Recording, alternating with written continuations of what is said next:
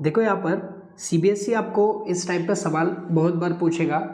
तो चलो ये देखने से पहले सबसे पहले हम एक पाथवे देखेंगे, जो कि मैंने इसके ऊपर ऑलरेडी एक वीडियो बनाई भी हुई है, आपने देखी नहीं है तो ज़रूर जाकर देखना।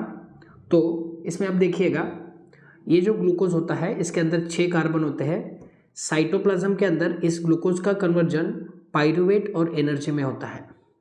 ओके, ग्लूकोज के अंदर 6 कार्बन होते हैं और पाइरूवेट के अंदर 3 कार्बन होते हैं। और उसके बाद ये जो पाइरूवेट है ये माइटोकॉन्ड्रिया के अंदर चला जाता है जहाँ पर ऑक्सीजन होता है प्रेजेंट। तो पाइरूवेट का कन्वर्जन माइटोकॉन्ड्रिया के अंदर carbon dioxide, water and energy में होता है। इसको याद रखना है, मतलब याद रखना है, बेहद ही इंपॉर्टेंट टॉपिक है ये। ओके, नेक्स्ट देखो, ये पाइरूवेट मसल सेल्स में चला जाता है जहाँ पर ऑक्सीजन कम होता है। तो इस पाइरूवेट का लैक्टिक एसिड और एनर्जी तैयार होता है। लैक्टिक एसिड के अंदर 3 कार्बन होते हैं। नेक्स्ट देखो, ये जो पाइरूवेट है ये अगर ईस्ट में चला गया, ईस्ट के अंदर तो बिल्कुल भी ऑक्सीजन नहीं होता, तो पाइरूवेट का क्या बनता है, इथेनॉल बनता है, कार्बन डाइऑक्साइड बनता है और एनर्जी बनता है, और कार्बन के 2 मॉलिक्यूल्स बनते हैं। देखो, आगे बढ़ने से पहले इस पाथवे को अच्छी तरीके से याद रखो, अभी इसके ऊपर ही क्वेश्चन पूछा गया है। ओके, तो अभी वीडियो पॉज करो और याद करो, रट्टा मारो, उसके बाद ही आगे बढ़ना। चलो अब हम देखते हैं क्वेश्चन कैसे पूछा गया है। यहाँ पर देखो, यहाँ पर क्वेश्चन है, एक मिनट। देखो क्वेश्चन क्या है, आपको ये पाथवे दिया हुआ है और नेम ABCD आपको पूछा गया है। तो ए यानी कि यहाँ पर आएगा पाइरूवेट आएगा, क्या आएगा, पाइरूवेट आएगा। बी यानी कि ये ईस्ट में इथेनॉल बनता है, इथेनॉल आएगा। उसके बाद सी, ये मसल्स में होता है और लैक ऑफ ऑक्सीजन यहाँ पर आएगा। और डी, प्रेजेंस ऑफ ऑक्सीजन, कहाँ पर, डी यानी कि क्या, माइटोकॉन्ड्रिया। देखो मैं अभी इसको अच्छे से आंसर कर पा रहा हूँ, क्यों, क्योंकि मुझे वो पाथवे याद है। क्या है, मुझे वो पाथवे क्या है, याद है। चलो आंसर एक बार क्रॉस चेक करते हैं। यहाँ पर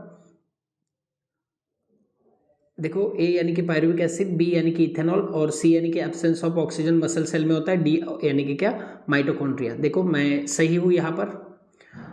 और नेक्स्ट देखो, यहाँ पर क्वेश्चन क्या है, second, right the source of glucose molecule involve in cellular respiration in plant and animal. तो प्लांट के अंदर ग्लूकोज और एनिमल के अंदर ग्लूकोज कैसे आता है, ये पूछा गया है उन्होंने। तो देखो इसका आंसर क्या आएगा, प्लांट के अंदर तो फोटोसिंथेसिस से ग्लूकोज आ जाता है, और हम एनिमल्स के अंदर तो कार्बोहाइड्रेट से आ जाता है, जो कि हम खाना खाते हैं उसमें से आ जाता है। आप इसको अच्छी तरीके से पढ़िएगा। नेक्स्ट देखो क्या क्वेश्चन है, यहाँ पर एक इंटरेस्टिंग क्वेश्चन बहुत बार पूछा जाता है, ये वाला, why do athletes sometimes suffer from muscle cramp during running. Athlete जब दौड़ता है तब उसको क्रैम्प आ जाता है, क्या वजह होगी। तो इसका आंसर क्या रहेगा, क्यों, क्योंकि accumulation of lactic acid in muscles, okay, which is form during anaerobic respiration. देखो हमने यहाँ पर देखा हुआ था, lactic acid, lack of oxygen जब होता है तो लैक्टिक एसिड मसल में जमा हो जाता है, इसकी वजह से क्या होता है, मसल क्रैम्प एथलेट को आ जाता है। नेक्स्ट क्वेश्चन क्या है, देखो, give reason why the rate of breathing in aquatic organism is faster than the terrestrial organism. जो पानी में जो एनिमल्स रहते हैं उनका ब्रीदिंग रेट काफ़ी ज़्यादा होता है, ओके, और जो टेरेस्ट्रियल पर रहते हैं उनका ब्रीदिंग रेट कम होता है, यानी कि हम इंसानों का कम होता है और फिशेस का ज़्यादा होता है। क्यों, यही पूछा है। तो ऑब्वियसली क्या आएगा आंसर, देखो कॉमन सेंस लगाओ। तो अमाउंट ऑफ डिजोल्व ऑक्सीजन ये लो होता है, काफ़ी लो होता है, ओके, पानी के अंदर, okay, as compare to the amount of oxygen in air. तो एयर में जितना ऑक्सीजन होता है उससे बहुत बहुत बहुत बहुत कम मात्रा में पानी के अंदर ऑक्सीजन होता है, और इसकी वजह से ब्रीदिंग रेट एक्वेटिक ऑर्गेनिज्म का बहुत ज़्यादा है, किसके तुलना में, टेरेस्ट्रियल ऑर्गेनिज्म के तुलना में, ओके। तो पानी में कम ऑक्सीजन होता है, इसलिए वहाँ पर जो भी ऑर्गेनिज्म रहेंगे उनका ब्रीदिंग रेट काफ़ी ज़्यादा रहेगा, और लैंड पे एयर में बहुत ज़्यादा ऑक्सीजन होता है, तो लैंड पे जो भी एनिमल्स रह रहे हैं उनका ब्रीदिंग रेट क्या होगा, कम होगा। आई होप आप समझ गए होंगे, मैं थोड़ा सा फास्ट आपको बता रहा हूँ वरना वीडियो काफ़ी लंबी हो जाएगी। अब देखो यहाँ पर हमें फंक्शन पूछे गए हैं, ओके। तो रिंग्स ऑफ कार्टिलेज, कार्टिलेज का क्या है काम यहाँ पर हमें पूछा गया है। तो देखो रिंग्स ऑफ कार्टिलेज का काम क्या होता है, they ensure that air passage that is trachea does not collapse.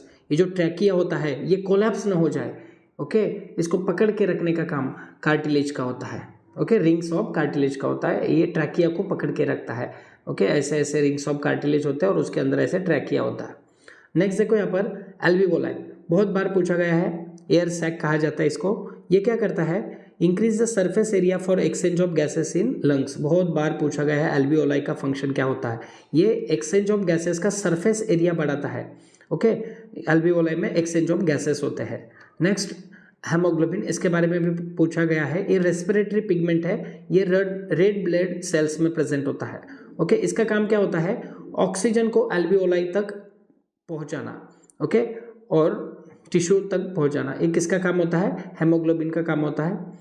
Next देखो लाइनिंग ऑफ म्यूकस, ओके, तो रेस्पिरेटरी ट्रैक में म्यूकस होता है, इसका काम क्या होता है, देखो म्यूकस के साथ साथ क्या होता है, फाइन हेयर्स भी प्रेजेंट होते हैं नेसल पासेस में, और ये क्या हेल्प करता है, filter the air entering through the nostril, जो भी एयर हमारे नोस्ट्रिल में जा रहा है उसको फिल्टर करना, ये किसका काम है, म्यूकस और उसके ऊपर जो हेयर प्रेजेंट होता है उनका काम है, ओके। तो आई होप आपको ये पूरा समझ में आया होगा हेमोग्लोबिन का काम। और एक लगे हाथ एटीपी का भी काम देख लेना, एटीपी का फुल फॉर्म है एडिनोसिन ट्राइफॉस्फेट।